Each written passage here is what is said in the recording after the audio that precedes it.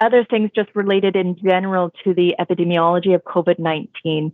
As people are likely familiar, the Ontario Science Advisory Table has released some updated modeling of COVID-19 for the province.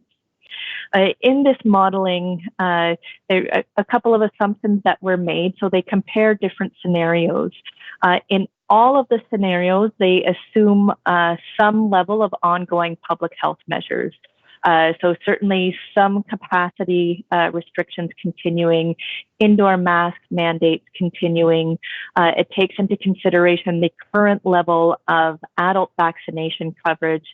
And then there's different scenarios related to children vaccination coverage. So specifically vaccination coverage amongst the 5 to 11-year-old age group, and with estimates or scenarios associated with if 30% of that age group is vaccinated or 50% of that age group is vaccinated.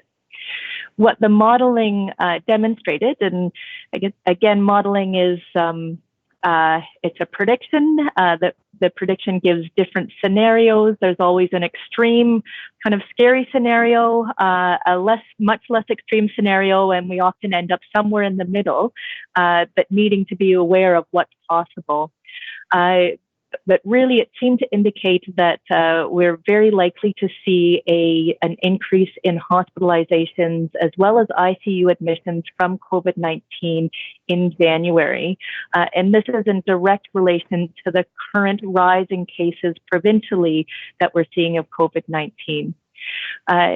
The anticipated surge will put pressure on hospitals. I think at this point it's certainly too early to know, and we're hopeful to I think believe that the surge in COVID-19 activities will not have as great an impact on our health sector or our hospital capacity as the third wave of COVID-19 did, but there's certainly that potential.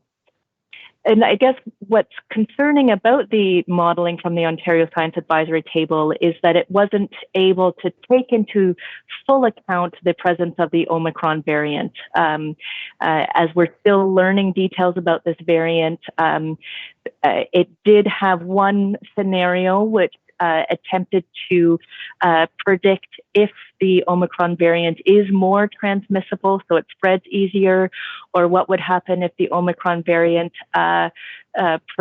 resulted in more severe disease.